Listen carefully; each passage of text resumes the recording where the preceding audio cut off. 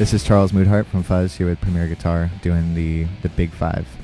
What is my favorite guitar? It's a 65 non-reverse Firebird. I got it a handful of years ago, and it took me a little while to get comfortable with. But once I sat in with the action and the neck itself, the way it played, I wouldn't be able to go back to anything else. And just the way that the diversity in the sounds of the pickups, when I am able to go all the way to the bridge, the suit, it gets really growly, really bitey, and just the way that the access to the entire neck is unlike any other guitar I've ever played before. So that's what made me settle in with it. I'm not the most knowledgeable on like guitar history and stuff, but I didn't do anything to it, and as far as I can tell, and anyone that I've taken it to, I'm pretty sure it's completely original. I think it was there's a neck repair, but other than that.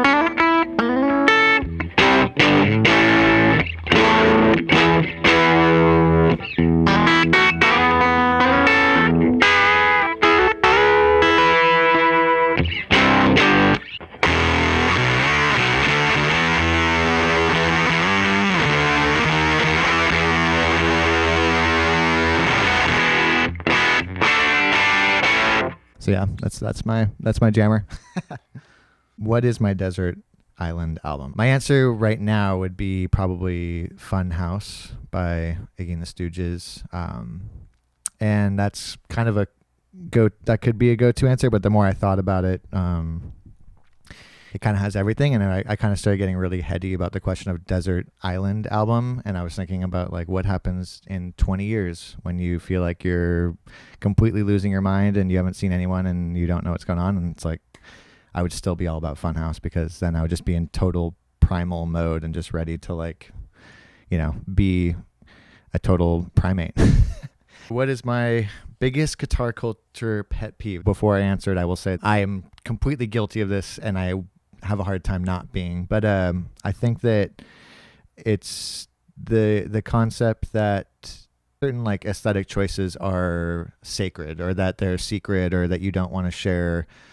Some people are sacred about their pedal board. I don't have a big pedal board, so that's not really effective to me. But like when it comes to like amps or stuff like that, where it feels like if someone else is like biting your style, if they use the same guitar or the same amp or something like that. And I'm completely guilty of that. I'm very protective of the things that I view as like my thing. But I also think that that's a funny thing that gets lost in the like rock and roll guitar culture, is it's like you forget that it's the player that, and it's you, and everyone should be willing to share their secrets, because at the end of the day, if you're worried that someone can take something away from you by using something similar, then you're kind of admitting a fault or a weakness in yourself. So, and I'm, like I said, I do this all the time. I'm very protective of certain things. Other things I'm not, but like that is something that I also recognize as a shortcoming, and I think is really annoying when you see other people doing it. And I try to be conscious of that, but I also still do it all the time.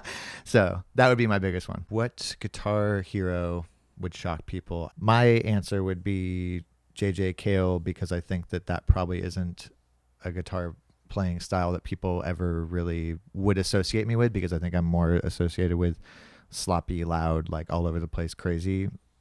But I think that Cale's voicing is just like incredible, and the way that he lends space to everything, which is obviously also something I'm not necessarily known for. But yeah, over the last 5 or 6 years, that he's become increasingly more important to me. My secret weapon, I gave this one a lot of thought, because there's been different times where it has been a lot of these different things.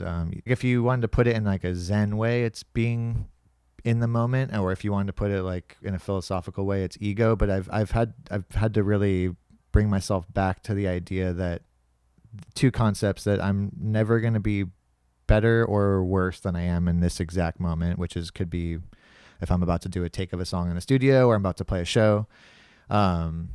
And also that everything is subject to change at any given moment in time. So I would say that my secret weapon is being present, but that can also mean total destruction. If you're playing something you don't like, you can take your hands off the guitar and just let it be noise for a second and hit reset, and I try to use that as my secret weapon always, because it can be it can be in a moment of positivity or a moment of negativity. Either way, it can always be this grounding idea that brings you back to the concept that like nothing is written in stone, nothing needs to go a certain way, and it doesn't really matter what expectation you had of yourself or anyone has of you or how the song's supposed to go. It's just like, as long as you make it back to where you want to be, then that ends up proving for way more interesting results than being like caught up in the spiral of like, did I just totally fucking screw this whole song up or whatever, you know what I mean? Like, so yeah, being present, I think, is the secret.